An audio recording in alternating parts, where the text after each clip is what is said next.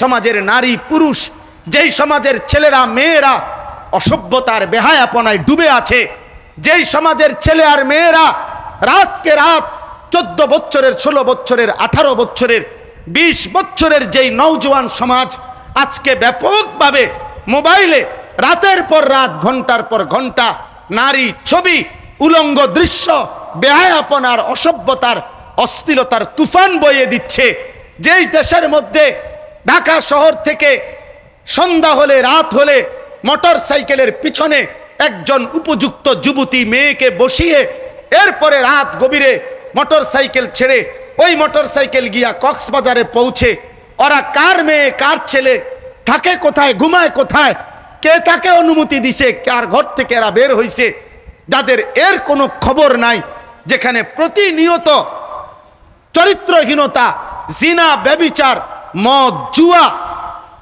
নেশা, মদ, গাঁজা, ফেন্সিডিল, এই সব কিছু ব্যাপকভাবে ছড়িয়ে আছে। এই সমাজে দুইটা বাতি লাগাইলে, এই সমাজে দুইটা ময়লার ঝুড়ি দিলে, এই সমাজে একটা দুইটা গ্লাস আর পানির বোতল দিলে এই সমাজ আলোকিত হবে না। চরিত্রহীন মানুষ রেখে, লম্পট যুবকদেরকে চরিত্রহীন রেখে নারী, মদ, নেশা, জুয়া, অশ্লীলতার, বেহায়াপনার উলঙ্গতায় ডুবাইয়া রাইখা যেই যুবকরা পড়ে থাকবে, এদের দ্বারা পৃথিবী, দেশ, সমাজ, ঘর, পরিবার কোনোদিনও আলোকিত হবে না, হবে না, হবে না কোনোদিন। কল্যাণমুখী সমাজ বিনির্মাণে নিবেদিত দেশের ঐতিহ্যবাহী দিন দরদি সংগঠন আল আমিন সংস্থা এর উদ্যোগে চট্টগ্রাম হাটহাজারী পার্বতী মডেল সরকারি উচ্চ বিদ্যালয় ময়দানে আজকের এই ঐতিহাসিক কাজিমুশান তাফসীরুল কোরআন মাহফিলে মহান আল্লাহ পাক রব্বুল আলামিন আমাদেরকে আসবার বসবার আল্লাহর জন্যই জমা হওয়ার তৌফিক দান করেছেন। এজন্য সকলেই বলি আলহামদুলিল্লাহ। মুআজ্জাজ মোহতারাম হাজিরিন, আল আমিন সংস্থার এই ঐতিহাসিক তাফসীরুল কোরআন মাহফিল, এই মঞ্চ, এই স্টেজ এবং বয়ানের এই চেয়ার সবসময়ই বুজুর্গ শীর্ষ ওলামায়ে কেরাম অলঙ্কৃত করে থাকেন। মূলত এই মঞ্চে, এই স্টেজে, এই চেয়ারগুলোতে এদেশের শ্রদ্ধেয় ওলামায়ে কেরামই শোভা পান। আমাদের মহান বুজুর্গ ওলামায়ে কেরামের সোহবত এবং সান্নিধ্যে ওনাদের দোয়ার জন্যেই, দোয়ার উদ্দেশ্যেই আমাদের এই ছোট্ট সামান্য একটু সময়ের জন্য বসা। বাস্তবতা হলো এখানে বাংলাদেশের সমস্ত শিষ্য বুজুর্গ হযরত ওলামায়ে কেরাম আগেও বসতেন, এখনও বসে আছেন। আল্লাহ তাআলা তাদের মাথার ছায়া আমাদের উপরে দীর্ঘায়িত করেন, আফিয়তের সাথে আমাদের এই মহান বুজুর্গ হযরতদের হায়াতে তৈয়বা আফিয়া আল্লাহ তাআলা দান করেন, আমিন। পবিত্র কোরআনুল কারীমের 18 নম্বর পারা 24 নম্বর সূরা, সূরাটার নাম হচ্ছে সূরায়ে নূর। এই সূরার শুরু থেকে 3টি আয়াত, প্রথম 3 আয়াত আমি আপনাদের সামনে তেলাওয়াত করেছি। অল্প একটু সময়ের মধ্যে ইনশাআল্লাহ এই 3টি আয়াতকে সামনে রেখে সামান্য কিছু কথা আমরা আরজ করতে চাই। আল্লাহ তাআলা আমাদেরকে তৌফিক দান করেন। আপনাদের কাছে আমার একটা বিশেষ অনুরোধ, কমপক্ষে প্রয়োজনের মুহূর্তে তো 2-1টা শব্দ করেন। মাশাআল্লাহ, আপনারা এমন নীরব শ্রোতা।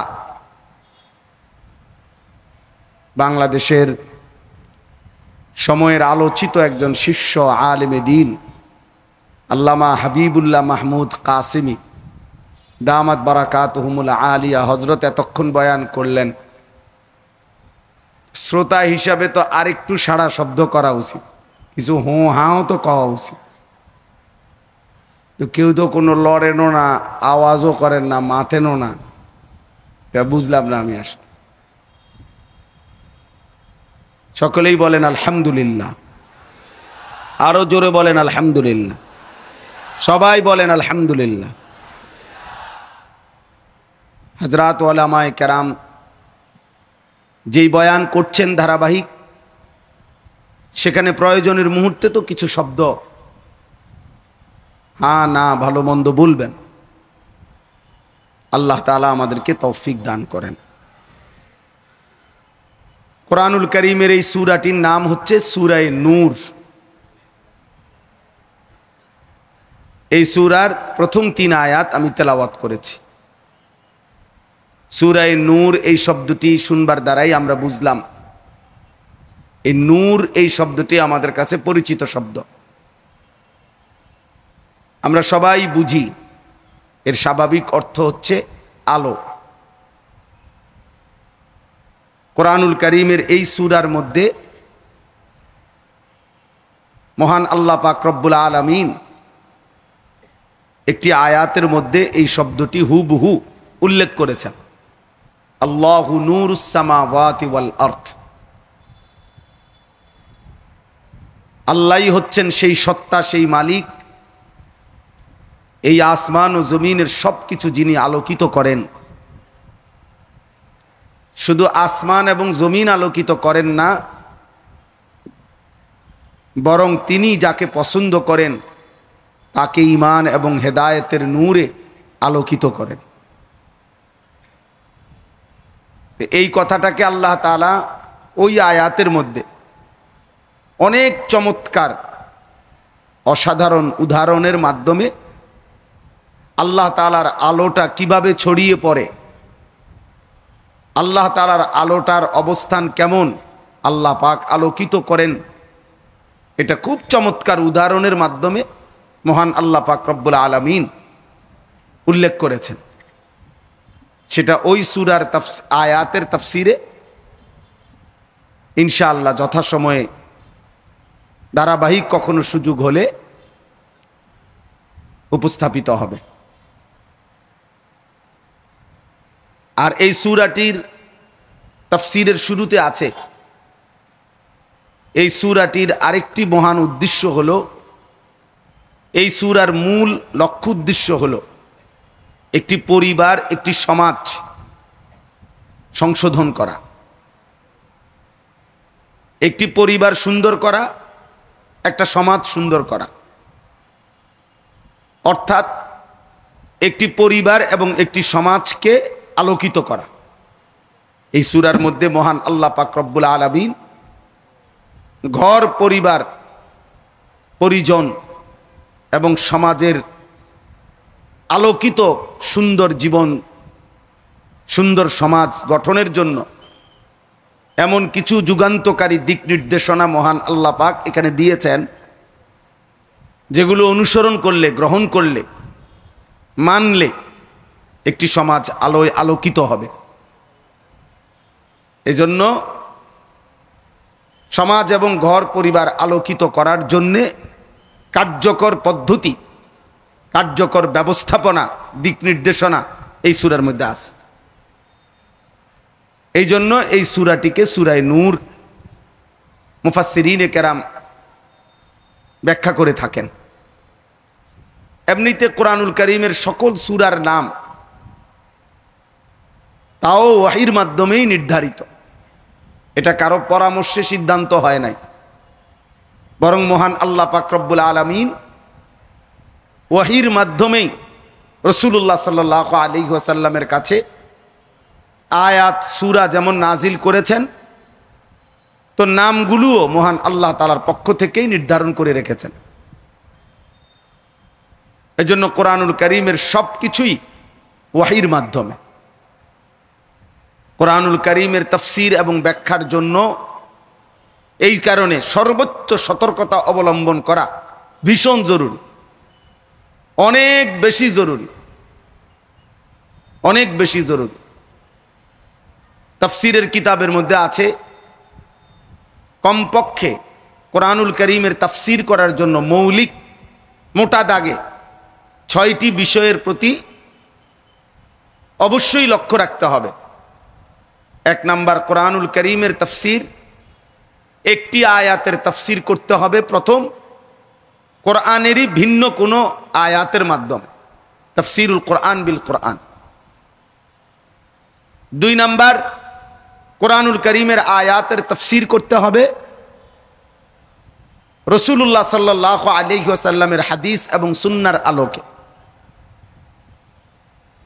3 নম্বর, কোরআনুল কারীমের তাফসীর করতে হবে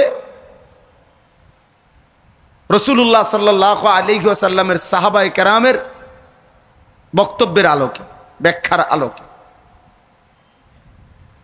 4 নম্বর, কোরআনুল কারীমের তাফসীর করতে হবে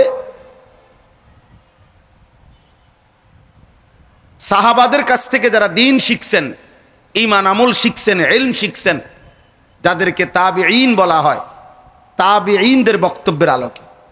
সবগুলোকে একসাথ করা, পরীক্ষা নিরীক্ষা করা, যাচাই বাছাই করা, লিখিত কপি, আবার যারা হাফেজ যে যেটুকু কোরআনে হিফজ করতে শিখছেন ওনার থেকে ওইটুকু আবার মিলাইয়া নেওয়া, এ সমস্ত সাহাবীর কাছে গিয়ে ওনার মুখস্থটাও শোনা, আবার লিখিত ওনার কাছে যে দূর আছে ওদূরও যাচাই বাছাই করে একত্র করা, এত বড় বিশাল একটা দায়িত্ব, অনেক বড় কাজ ছিল এটা। সেটা এই 16 বছর বয়সী যায়েদ ইবনে সাবিত রাদিয়াল্লাহু তাআলা আনহুকে যখন প্রধান করে আবু বকর সিদ্দিক রাদিয়াল্লাহু তাআলা আনহু দিতে চেয়েছিলেন, কিতাবের মধ্যে আছে সাইয়্যিদুনা আবু বকর সিদ্দিক তখন ওনাকে বলছিলেন যে, হে যায়েদ, তুমি এই কাজটা করতে পারবা কিনা?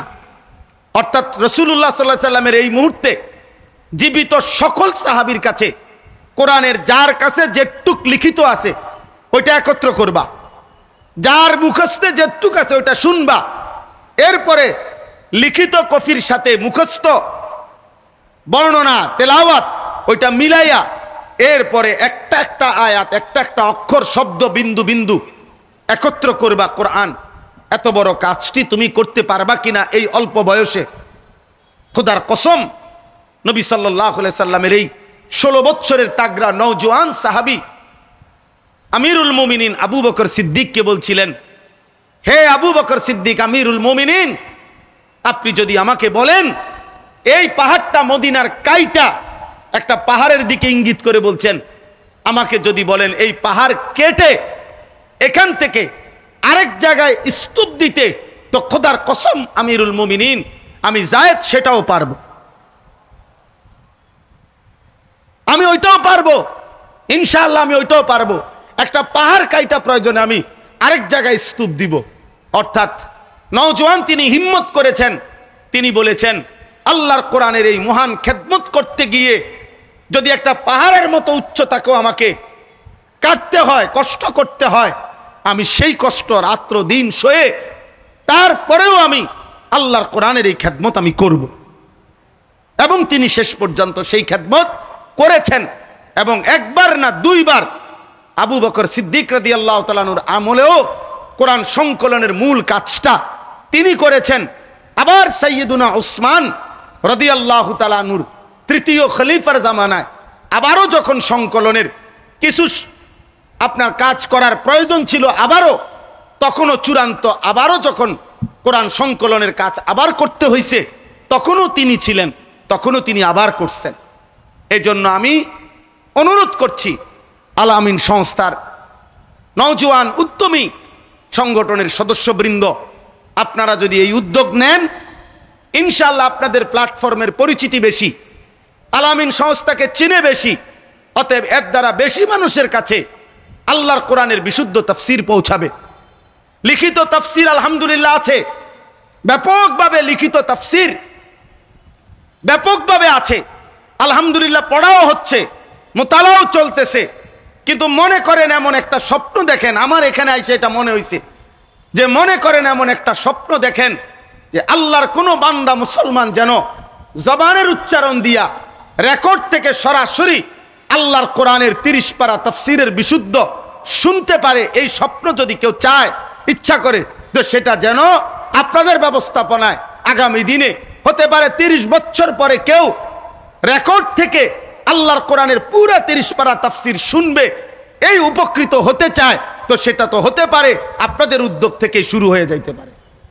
এই জন্য আমি অনুরোধ করছি, ফিকির করলে, চেষ্টা করলে, এটা নিয়ে স্পেশালি ভাবলে এর দ্বারা এটা সম্ভব যে লিখিত আকারে যেরকম কোরআনের 30 পারা পূর্ণাঙ্গ কপি তেলা আছে, ব্যাপক আছে আলহামদুলিল্লাহ, কিন্তু জবানে ওলামায়ে কেরামের বক্তব্য বয়ান তাফসীরের আলোকে জবানি উচ্চারণে কোরআনুল কারীমের এরকম লম্বা তাফসীর, এটারও একটা রেকর্ড, এটারও সংকলন জবান দিয়ে অর্থাৎ রেকর্ড থেকে শুনবে, এরকম একটা উদ্যোগ, একটা ব্যবস্থাপনা হওয়া উচিত। আল্লাহ তাআলা তৌফিক দান করেন। আল্লাহ চাইলে ওমা যালিকা আলাল্লাহি বিআজিজ, আল্লাহ চাইলে এটা নিঃসন্দেহে কঠিন নয়। আল্লাহ তাআলা এই সংস্থার মাধ্যমে আরো কি হইতে পারে, আমি তো একটা সম্ভাবনা শুধু বললাম, এরপরে আরো কোনো কার্যকর সহজ আর কি হতে পারে এর উদ্যোগ, পরিকল্পনা, ফিকির কমপক্ষে নেওয়ার জন্য আমি আপনাদের কাছে বিনীত বিশেষ অনুরোধ করছি। আল্লাহ তাআলা আমাদের সকলকে তৌফিক দান করেন, আমিন। মুহতারাম হাজিরিন, সূরা নূরের এই 3টি আয়াত, যে 3টি আয়াত আমি আপনাদের সামনে তেলাওয়াত করেছি, এই 3টি আয়াতের মধ্যে প্রথম আয়াত যেটা, মহান আল্লাহ পাক রব্বুল আলামিন এই সূরার এই প্রথম আয়াতে বর্ণনার ভঙ্গিটা, মানে সামনে আল্লাহ যেই কথাগুলো বলবেন, এই কথাগুলোর বলতে গিয়ে আল্লাহ তাআলা একটা বিশেষ বাক পদ্ধতি আল্লাহ তাআলা এখানে ব্যবহার করেছেন।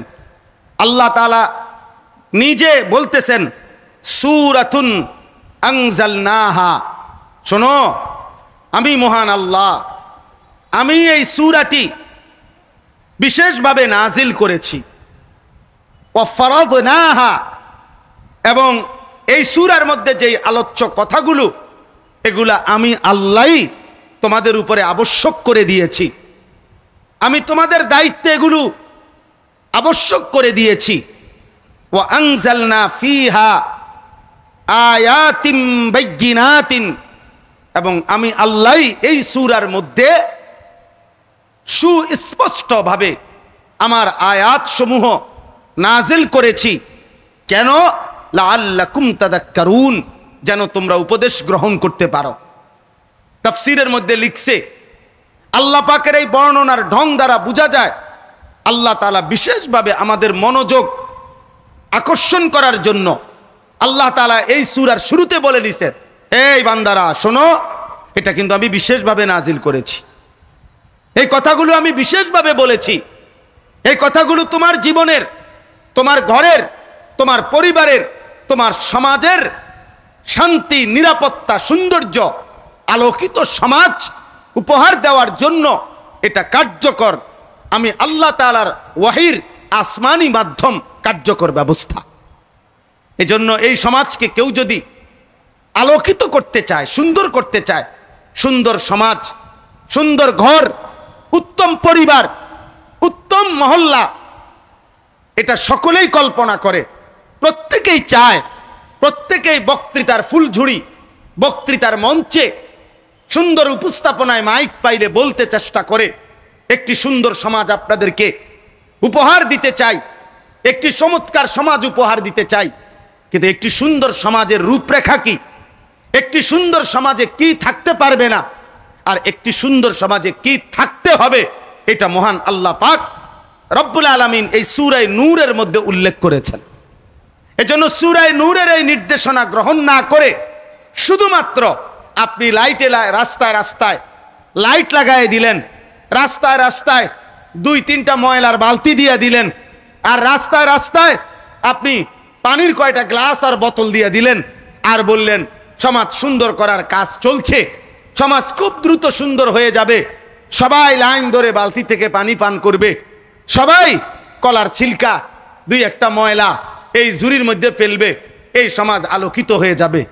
তাইলে বাহ্যিক কলার ছিলকা আর 2টা একটা ময়লা এইটা না ওই ময়লার ঝুড়িতে ফেলবে, কিন্তু আখলাকের যেই ময়লা, চরিত্রের যেই ময়লা, যেই সমাজের নারী পুরুষ, যেই সমাজের ছেলেরা মেয়েরা অসভ্যতার বেহায়াপনায় ডুবে আছে, যেই সমাজের ছেলে আর মেয়েরা রাতকে রাত 14 বছরের, 16 বছরের, 18 বছরের, 20 বছরের যেই নওজোয়ান সমাজ আজকে ব্যাপকভাবে মোবাইলে রাতের পর রাত, ঘন্টার পর ঘন্টা নারী ছবি, উলঙ্গ দৃশ্য, বেহায়াপনার, অসভ্যতার, অশ্লীলতার তুফান বইয়ে দিচ্ছে, যেই দেশের মধ্যে ঢাকা শহর থেকে সন্ধ্যা হলে, রাত হলে মোটর সাইকেলের পিছনে একজন উপযুক্ত যুবতী মেয়েকে বসিয়ে এরপরে রাত গভীরে মোটর সাইকেল ছেড়ে ওই মোটর সাইকেল গিয়া কক্সবাজারে পৌঁছে ওরা কার মেয়ে কার ছেলে থাকে কোথায়, ঘুমায় কোথায়, কে তাকে অনুমতি দিছে, কার ঘর থেকে এরা বের হইছে, যাদের এর কোনো খবর নাই, যেখানে প্রতিনিয়ত চরিত্রহীনতা, জিনা, ব্যভিচার, মদ, জুয়া, নেশা, মদ, গাঁজা, ফেন্সিডিল, এই সব কিছু ব্যাপকভাবে ছড়িয়ে আছে। এই সমাজে দুইটা বাতি লাগাইলে, এই সমাজে দুইটা ময়লার ঝুড়ি দিলে, এই সমাজে একটা দুইটা গ্লাস আর পানির বোতল দিলে এই সমাজ আলোকিত হবে না। চরিত্রহীন মানুষ রেখে, লম্পট যুবকদেরকে চরিত্রহীন রেখে নারী, মদ, নেশা, জুয়া, অশ্লীলতার, বেহায়াপনার উলঙ্গতায় ডুবাইয়া রাইখা যেই যুবকরা পড়ে থাকবে, এদের দ্বারা পৃথিবী, দেশ, সমাজ, ঘর, পরিবার কোনোদিনও আলোকিত হবে না, হবে না, হবে না কোনোদিন। অতএব আজকে যারা দেশ নিয়ে ভাবেন, সমাজ নিয়ে ভাবেন, আপনাদের দিলের কথা পরিষ্কার বলেন, আপনাদের দিলের কথা স্পষ্ট বলেন। আসলে কি আলোকিত সমাজ চান, নাকি নিজেদের স্বার্থ উদ্ধার করতে চান? এ কথা স্পষ্ট বলেন। 2-3টা বক্তব্যের ফুলছুরি দিয়ে, বক্তৃতার মঞ্চে 2-4টা সুন্দর সুন্দর বাক্য ব্যবহার করে এরপরে আপনি আপনার ক্ষমতা, আপনার পদ পদবি এটাই দখল করতে চান, নাকি সত্যিকার অর্থে সমাজকে আলোকিত করতে চান? যদি সত্যিকার অর্থে সমাজকে আলোকিত করতে হয়, যদি সত্যিকার অর্থে সমাজকে কল্যাণমুখী করতে হয়, যদি সত্যিকার অর্থে একটি বাড়ি, একটি পরিবার, একটি অঞ্চল, একটি সমাজকে মুনাফফার, নূরে নূরানি করতে হয়, তাহলে খোদার কসম কোরআনুল কারীমের কাছে ফিরতে হবে, আল্লাহর কোরআনে ফিরতে হবে, ওয়াহির কাছে আসতে হবে, মালিকের কাছেই ফিরে আসতে হবে। আর আল্লাহ পাক রব্বুল আলামিন এই সমাজকে সুন্দর করার জন্য, আলোকিত করার জন্য সর্বপ্রথম একটি সমাজ থেকে যেই অপরাধটি শতভাগ সর্বোচ্চ দূর করতে হবে, বিদায় করতে হবে, যেই পাপটা, যেই অপরাধটি চলমান থাকলে কোনো সমাজ নিরাপদ হয় না, কোনো জাতি সুন্দর হয় না, কোনো সমাজ আলোকিত হয় না। এই অপরাধ, এটাকে দমন করা, কঠোর হস্তে নিয়ন্ত্রণ করা, এটা ছাড়া একটি সমাজ কখনোই আলোকিত হয় না। ওই অপরাধটির নাম হলো জিনা। ওই অপরাধটির নাম কি? ব্যভিচার। নারী পুরুষের, ছেলে মেয়ের অবাধ মেলামেশা, নারী পুরুষের, ছেলে মেয়ের অবাধ চলাফেরা, আল্লাহর বিধান, শরীয়তের বিধান লঙ্ঘন করে ছেলে মেয়ে, নারী পুরুষ তাদের হারাম যেই কোনো রকমের সম্পর্ক, এটা খোদার কসম, এটা চলমান রেখে, এটা চালু রেখে, এটা অবাধে এটা করতে দিলে ওই সমাজ আলোকিত হয় না, ওই সমাজ সুন্দর হয় না, ওই সমাজ আলোকিত হয় না। এই জন্য মহান আল্লাহ পাক রব্বুল আলামিন তিনি নারী সৃষ্টি করেছেন, তিনি পুরুষ সৃষ্টি করেছেন, তিনি উভয়টা সৃষ্টি করেছেন। فخلق منه الزوجين الذكر والأنثى وخلقناكم أزواجا ومن آياته أن خلق لكم من أنفسكم أزواجا يا أيها الناس اتقوا ربكم الذي خلقكم من نفس واحدة وخلق منها زوجها। আল্লাহ বলেন নারী পুরুষ এ তো রব্বুল আলামিন সৃষ্টি করেছেন, অতএব নারীর প্রয়োজনীয়তা তো আল্লাহ তাআলা সৃষ্টি করেছেন, পুরুষের প্রয়োজনীয়তা আল্লাহ তাআলাই সৃষ্টি করেছেন, নারীর চাহিদা আল্লাহই সৃষ্টি করেছেন, পুরুষের চাহিদা আল্লাহই সৃষ্টি করেছেন। প্রত্যেকটা পুরুষ এবং নারী মহান আল্লাহ তাআলার সৃষ্টি। অতএব মহান আল্লাহ যিনি সৃষ্টি করেছেন, বাস্তবতা এটাই, যিনি প্রোডাক্ট করেন, যিনি মাল উৎপাদন করেন, যেই কোম্পানি পণ্য বাজারজাত করে, ওই কোম্পানি ওই পণ্যের গুণাগুণ, ওই পণ্যের উৎপাদন, ওই পণ্যের ব্যবহার বিধি, ওই পণ্য কোথায় রাখবে, কেমনে থাকবে, এর সার্বিক দিক নির্দেশনা ওই কোম্পানি বলে দেয়। আর ওই কোম্পানির দিক নির্দেশনা মেনে চলার মধ্যেই নিরাপত্তা, শান্তি, এটাই বাস্তবতা। এই জন্য সিরাপের বোতলে লেখা থাকে শিশুদের নাগালের বাইরে রাখুন। সিরাপের বোতলের মধ্যে লেখা থাকে ঠান্ডা ও শুষ্ক স্থানে রাখুন। তাহলে এটা যারা উৎপাদন করছেন তারাই ভালো বলতে পারেন। তো মহান আল্লাহ পাক রব্বুল আলামিন তিনিই তো নারীকে সৃষ্টি করেছেন, তিনিই তো পুরুষকে সৃষ্টি করেছেন। তাহলে নারী পুরুষের এই সৃষ্টি যিনি করলেন, সেই মহান আল্লাহ পাক রব্বুল আলামিন তিনিই তো পুরুষের কার্য কি, পুরুষের চলাফেরার অবস্থান কি, পুরুষের জীবন চলার গতিবিধি কি, সেটা আলাদা আল্লাহ বলে দিয়েছেন। আবার নারীর অবস্থান করবে কোথায়, নারীর জীবন চলবে কোন পরিমণ্ডলে, নারীর জীবনের জন্য কি কি বিধিনিষেধ, পুরুষের জন্য কি বিধিনিষেধ, এটা মহান আল্লাহ পাক রব্বুল আলামিন উল্লেখ করেছেন। এই জন্য তাফসীরে মাআরিফুল কোরআনে আমাদের এই ভারতীয় উপমহাদেশের শ্রেষ্ঠতম বুজুর্গ আলেম দ্বীন মুফতি শফি রহমতুল্লাহ আলাই তিনি বলছেন যে নারী পুরুষের অবস্থান, নারী পুরুষের স্বভাব, নারী পুরুষের রুচি, নারী পুরুষের চাহিদা, নারী পুরুষের জীবন চলার প্রতিটা পদক্ষেপ যেহেতু মহান আল্লাহ পাক তিনি সৃষ্টি করেছেন, তিনি আলাদা বর্ণনা করেছেন। এই নারী পুরুষের আল্লাহ প্রদত্ত এই বাধা, আল্লাহ প্রদত্ত এই বেড়া, আল্লাহ প্রদত্ত এই দেওয়াল ডিঙ্গিয়ে নারী পুরুষের সর্বোচ্চ যেই জুলুম, যেই অপরাধ, নারী পুরুষের দ্বারা সর্বোচ্চ যেই পাপটি হয়ে থাকে, যেটা আল্লাহর বিধান, বাস্তবতা এবং আল্লাহ তাআলার হুকুম আহকামকে সম্পূর্ণভাবে বিসর্জন দিয়ে সর্বোচ্চ যেই পাপে গিয়ে নারী আর পুরুষ লিপ্ত হয়, সেই অপরাধের নামই হচ্ছে জিনা, জিনা ব্যভিচার। আর এই জিনা এবং ব্যভিচার কোনো ব্যক্তি, কোনো সমাজ, কোনো অঞ্চলে চলমান অবস্থায় ওই সমাজ নিরাপদ হয় না, ওই সমাজ আলোকিত হয় না, ওই সমাজ পবিত্র হয় না, ওই সমাজের নিরাপত্তা থাকে না। ওই সমাজের মধ্যে, মানুষের মধ্যে দুঃখ, দুর্দশা, পেরেশানি আর অস্থিরতা লেগেই থাকে। হাদিসের মধ্যে আছে রাসূলুল্লাহ সাল্লাল্লাহু আলাইহি ওয়াসাল্লাম ইরশাদ করেছেন, লাম তাজহারিল ফাহিশাতু ফি কওমিন হাত্তা ইউলিনু বিহা ইল্লা ফাশা ফীহিমুত তাউন ওয়াল আওজাউল্লাতী মাদাত ফি আসলাফিহিম আল্লাযীনা মাদাউ।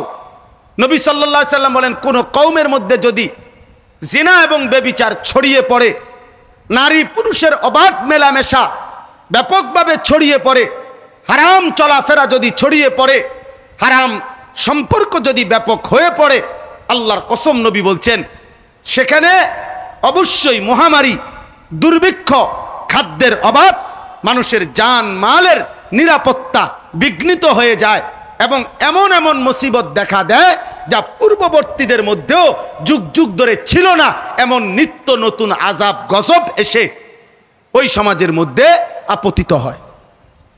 আল্লাহ নবী সাল্লাল্লাহু আলাইহি সাল্লাম বলেছেন, যদি কোনো সম্প্রদায়ের মধ্যে জিনা এবং ব্যভিচার ব্যাপক হয়ে যায়, নারী পুরুষের অবাধ চলাফেরা, অবাধ হারাম মেলামেশা, অবাধ হারাম সম্পর্ক ছেলে মেয়ের যদি ব্যাপক হয়ে যায়, আল্লাহ নবী সাল্লাল্লাহু আলাইহি ওয়াসাল্লাম বলেছেন, ইল্লা কাসুরা ফীহিমুল মাউত।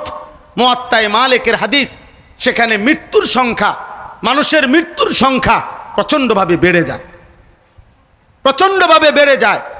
তাউন মহামারী দেখা দেয়, বিভিন্ন রোগ ব্যাধি দেখা দেয়। আজকের পৃথিবীতে এইডস কোনোদিনও পৃথিবীর থেকে নিশ্চিহ্ন হয় নাই। এটা নারী পুরুষের হারাম অবৈধ সম্পর্কের একটি চূড়ান্ত ভয়ঙ্কর মহামারীর নামই হচ্ছে এইডস। যা এখনো চলমান পৃথিবীতে, তাহলে প্রিয় ভাই আমার, প্রিয় বাপ আমার, আমরা কোরআনুল কারীমের মধ্যে এই সূরা নূরের প্রথম আয়াত, প্রথম বক্তব্য, প্রথম কথা আল্লাহ তাআলা শুরু করেছেন এই জিনার আলোচনা দ্বারা, এই ব্যভিচারের আলোচনা দ্বারা। আল্লাহ তাআলা বলেন, এই সমাজ, এই জাতি, এই পরিবার, এই ঘর, এই দেশ, এই মহল্লা, এই জনগোষ্ঠী মানুষের যদি নিরাপদ, পবিত্র, আলোকিত রাখতে চায় তো সর্বপ্রথম জিনার দ্বার বন্ধ করতে হবে। এই জন্য মহান আল্লাহ পাক রব্বুল আলামিন বলছেন কোরআনুল কারীমের মধ্যে, ইসলামের সবচেয়ে কঠিন দণ্ড, ইসলামের মধ্যে কোন পাপের শাস্তি সবচেয়ে কঠিন? জিনার শাস্তি। কোন পাপের শাস্তি বলেন?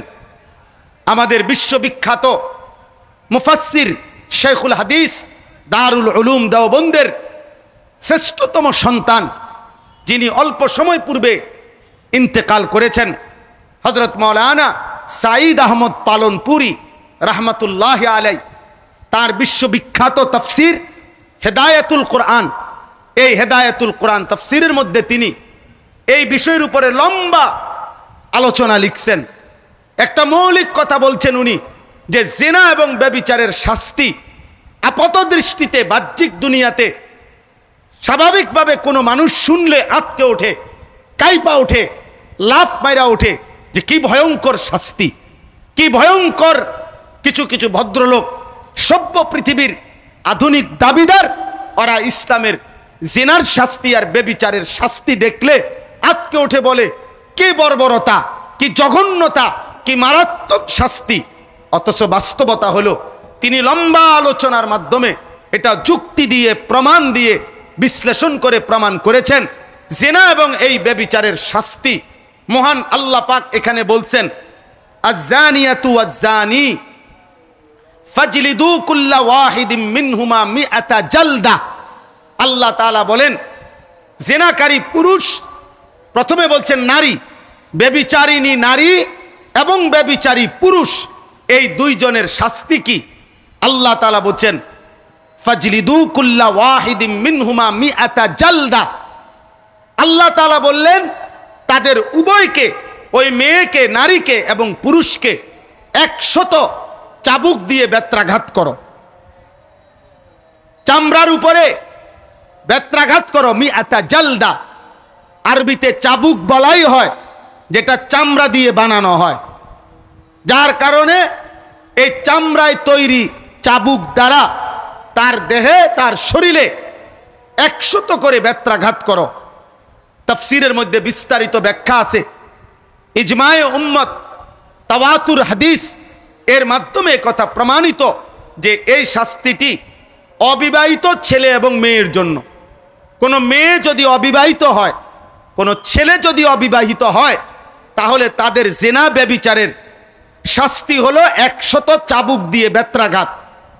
কিন্তু আল্লাহর নবী সাল্লাল্লাহু আলাইহি সাল্লামের বিশুদ্ধ হাদিস, কোরআনুল কারীমের মানসুখকৃত আয়াত, যেটা মুতাওয়াতির হাদিসের দ্বারা প্রমাণিত, যে বিবাহিত পুরুষ এবং নারী যদি জিনা করে, যেটাকে আমাদের সমাজে পরকিয়া বলে, অর্থাৎ বিবাহিত পুরুষ জিনা করেছে, বিবাহিত নারী ব্যভিচার করেছে, তো আল্লাহর বিধান হলো তাকে পাথর মেরে রজম, হত্যা করা, তাকে এই পৃথিবী থেকে বিদায় করে দেওয়া, এই পৃথিবী থেকে নিশ্চিহ্ন করে দেওয়া, নিশ্চিহ্ন করে দেওয়া।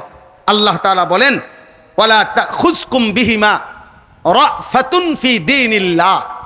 আল্লাহ বলেন, মুমিন, অন্যদের কথা বাদ দাও, কাফের, মুশরিক, বেঈমান, নাস্তিক, মুরতাদ কি বলবে, মুনাফিক কি বলবে, এর ধার ধাইরো না। তবে তোমরা মুমিনদের কাছে, ইমানদারের কাছে আমি আল্লাহ বলে দিলাম যে আমি আল্লাহ আরহামুর রাহিমিন, আমি রহমান, আমি রাহিম, আমি সত্তার, আমি আল্লাহ সেই মালিক যে বান্দার গুনাহ গোপন রাখি, বান্দার গুনাহ লুকিয়ে ফেলি। আমি সেই মালিক, আসমান ছোঁয়া গুনাহ পর্যন্ত আমি আল্লাহ মাফ করে দিতে রাজি।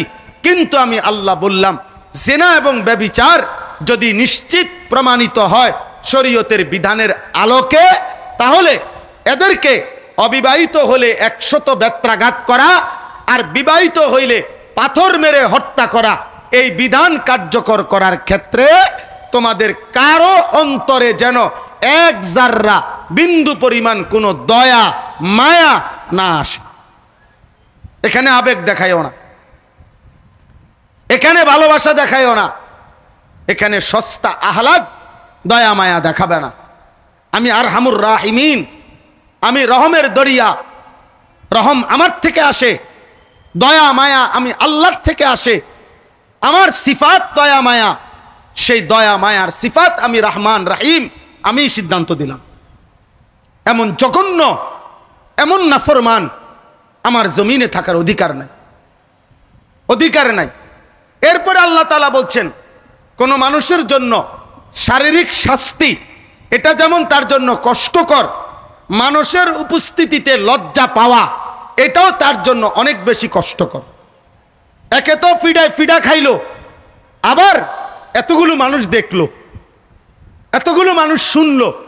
এই জন্য আল্লাহ তাআলা এই শাস্তিটার উপরে আবার বলছেন, ওয়ালিয়াশহাদ আযাবাহুমা তাইফাতুম মিনাল মুমিনিন, মুমিনদের একটা দল, একটা ভারী জামাত মুমিনদের যেন এই নাফরমান পাপীদের, জিনাকারী ছেলে মেয়ে পুরুষ নারী এদের শাস্তি কার্যকর করার সময় তারা যেন সশরীরে সচক্ষে উপস্থিত থাকে, তারা যেন দেখে, তারা যেন দেখে।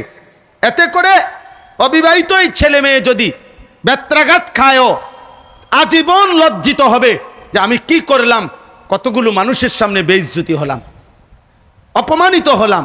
আর দ্বিতীয়ত এই মানুষগুলো যারা দেখলো তারা জীবনের তরে সবক পাইয়া গেল, তারা জীবনের তরে উপদেশ হাসিল করলো যে এমন জঘন্য পাপের কাছেও যাওয়া যাবে, কাছেও যাওয়া যাবে না। এরপরে মহান আল্লাহ পাক রব্বুল আলামিন বললেন, এই বিষয়টা মাঝখানে বলে দিলেন, ইন কুনতুম তুমিনুনা বিল্লাহি ওয়াল ইয়াউমিল আখির। দুনিয়াবী দৃষ্টিতে মায়া দয়া আসলে হবে না বান্দা, বরং তোমরা যদি আল্লাহকে মেনে থাকো, আখিরাতকে মেনে থাকো, তাহলে ঈমানদার, আমি আল্লাহর বিধান কার্যকর করার ক্ষেত্রে এক বিন্দু তোমরা দয়া মায়া করুণা এক্ষেত্রে দেখাবে না। এখন দেখেন কি দাঁড়াইলো কথা, দাঁড়াইলো এই কথাটা, জিনা এবং ব্যভিচার, নারী পুরুষের অবাধ মেলামেশা, ছেলে মেয়ের হারাম সম্পর্ক, এটা এতটাই জঘন্য, মহান আল্লাহ পাক রব্বুল আলামিন ইসলামী শরীয়তে আল্লাহর বিধানের মধ্যে আমিরুল মুমিনিন মুসলিম রাষ্ট্রের খেলাফতের দায়িত্বে সবচেয়ে কঠোর যেই শাস্তিটা নির্ধারণ করেছেন সেটা হলো এটা।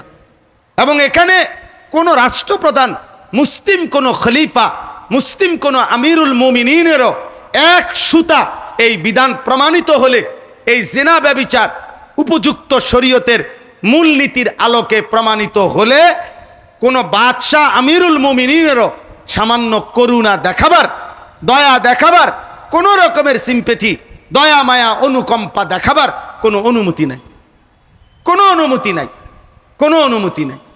এবার আমি ছোট্ট যে কথাটা বলতে চাই, সেই ছোট্ট কথাটা হলো জিনা এবং ব্যভিচার মহান আল্লাহ পাক রব্বুল আলামিন এতটা কঠোরভাবে নিষেধ করেছেন। প্রিয় ভাই, প্রিয় বাবা, বিশেষ করে প্রিয় নওজোয়ান, সবার কাছে আমার এটা অনুরোধ। হাদিসের মধ্যে আছে, আল্লাহর নবী সাল্লাল্লাহু আলাইহি ওয়াসাল্লাম বলেন, লা ইয়াজনি জানি হিনা ইয়াজনি ওয়া হুয়া মুমিন। নবীজি বলেন, কোন জিনাকার ব্যভিচার যখন করে, জিনা করে, সে মুমিন থাকে না। হায়, একে তো এত বড় জঘন্য পাপও করলো, আর যদি তওবা না করে, আর বুঝ না আসে, ফিরে না আসে, তো তার তো ঈমানও থাকবে না, তো তার আখিরাত কি হবে, তার আখিরাত কি হবে? রাসূলুল্লাহ সাল্লাল্লাহু আলাইহি ওয়াসাল্লাম এরপরে দ্বিতীয় হাদিস নবীজি বলছেন, মা মিন আহাদিন আগিয়ারু মিনাল্লাহ আন ইয়াসনিয়া আবদাহু আও আন তাজনিয়া আমাতাহু। নবীজি বলেন, মহান আল্লাহ পাক রব্বুল আলামিন জমিনের কোন পাপে সবচেয়ে বেশি গুসা হয়, আল্লাহর গায়রতের মধ্যে লাগে, আল্লাহ তাআলার আত্মসম্মানে আঘাত করে, সেটা হলো আল্লাহর কোনো বান্দা অথবা আল্লাহর কোনো বাঁধি যদি জেনা করে, কোনো পুরুষ যদি জেনা করে, কোনো মহিলা যদি জিনা করে, কোনো ছেলে মেয়ে যদি ব্যভিচার করে, খোদার কসম নবী বলছেন আল্লাহ তাআলার গায়রত, আল্লাহ তাআলার আত্মসম্মানে আল্লাহ তাআলার সবচেয়ে বেশি গুসা হয়। গুসা হয়, আল্লাহ সবচেয়ে বেশি গুসা হয়। হাদিসের মধ্যে আছে রাসূলুল্লাহ সাল্লাল্লাহু আলাইহি ওয়াসাল্লামের জামানায় একজন ইমানদার মুসলিম পুরুষ যখন নবীজির কাছে আয়েশা সামনাসামনি বলছে আমি জিনা করেছি, ইন্নী কাদ জানাইতু ইয়া রাসূলুল্লাহ, আমি জিনা করেছি। আল্লাহ নবী সাল্লাল্লাহু আলাইহি সাল্লাম 3 বার পর্যন্ত ওনার কথাটা পাত্তা দেয় নাই। আরে বলে কি? উনি যখন 3 বারের পরে আবারও বলছে, নবীজি অবাক হয়ে বলতেছেন আবিকা জুনুন, আরে তুমি কি পাগল নাকি? তোমার মধ্যে কি পাগলামি আছে নাকি? তোমার মাথায় সমস্যা নাকি? মুমিন মুসলমান কিভাবে জিনা করে? মুসলমান এটা বলে কেমনে? আবার মুসলমানের দ্বারা এটা হয় কিভাবে? তাহলে বোঝা গেল রাসূলুল্লাহ সাল্লাল্লাহু আলাইহি ওয়াসাল্লাম অবাক হয়ে গেলেন, আশ্চর্য হয়ে গেলেন যে একজন মুমিন কিভাবে জিনা করে। অতঃপর 4 কার্যকর করেছে। নবীজি সাল্লাল্লাহু আলাইহি সাল্লামের জামানায় একাধিকবার পাথর মেরে জিনাকারের শাস্তি কার্যকর হয়েছে। হযরত আবু বকর সিদ্দিকের জামানায় কার্যকর হয়েছে, হযরত ওমরের জামানায় কার্যকর হয়েছে। অতএব ইসলামের এটা একটা মুতাওয়াতির অকাট্য বিধান। এখানে কোনো রকমের দয়া মায়া দেখাবার কোনো সুযোগ নেই। বাকি শর্ত আছে, জিনা প্রমাণিত হওয়ার শর্ত আছে, জিনার শাস্তি কার্যকর করবে কে এটা শর্ত আছে। যেন তেন যাকে তাকে বলা হয় না। আমি সময়ের কারণে পুরোটা বলতেছি না আর কি, কিন্তু নিয়ম যথাযথ শরীয়তের বিধিবিধান বিস্তারিত এর মধ্যে আরো আছে। আপনি পুরা বিধান শুনে এর সকল দিক বিশ্লেষণ করে একজন ইনসাফগার, ন্যায়পরায়ণ, বিবেকবান মানুষ বলবে যে আল্লাহর বিধানটাই সঠিক, আল্লাহর বিধানটাই যৌক্তিক, আল্লাহর বিধানটাই ইনসাফপূর্ণ। কোরআনুল কারীমের মধ্যে আছে, কোরআনুল কারীমের মধ্যে কথা স্পষ্ট আছে, ওয়ালাকুম ফিল কিসাসি হায়াতুন ইয়া উলিল আলবাব। অন্যায়ভাবে যদি কেউ কাউকে হত্যা করে তাহলে তার শাস্তি স্বরূপ ওই হত্যাকারীকেও হত্যা করা হবে। ইসলামী শরীয়তের বিধান এটা। এখন এই হত্যা করলে এটাকে বলে কিসাস।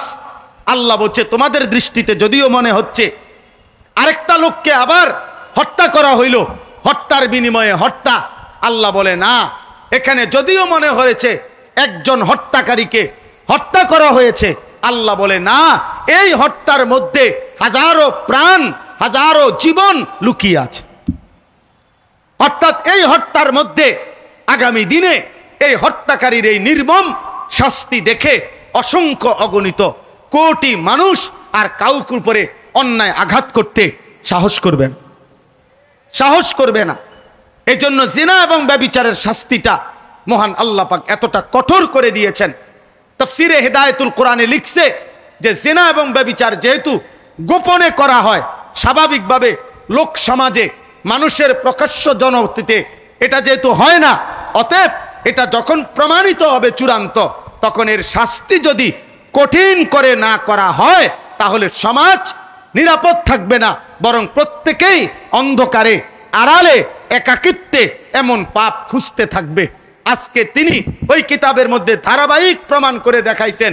তিনি বলছেন যেখানে জিনার শাস্তি আরব বিশ্বের যেখানে কার্যকর কিছুটা আছে সেখানে অপরাধের প্রবণতা কি পরিমাণ, আর ইউরোপ আমেরিকার হিসাব দেখাইছে যেখানে জেনার এই ইসলামী শাস্তি কার্যকর নাই সেখানে প্রতি মিনিট কি পরিমাণ নারী ধর্ষিতা এবং লাঞ্ছিতা হচ্ছে তার প্রমাণ ইতিহাস এই পৃথিবীর যেই কোনো গবেষণায় বারবার প্রমাণিত যে যারা বেঈমান, কাফের, মুশরিক, তারা অবাধ মেলামেশা, জিনা ব্যভিচারের পরেও তারা কঠোর ইসলামী বিধানের প্রতি নারাজ, তারা বারবার ইসলামের এই বিধানকে সমালোচনা করেছে, কিন্তু খোদার কসম তারা কোনোভাবেই নিজেদের সমাজে জিনা এবং ব্যভিচার, অসভ্যতা আর নোংরামি নিয়ন্ত্রণ করতে পারে নাই।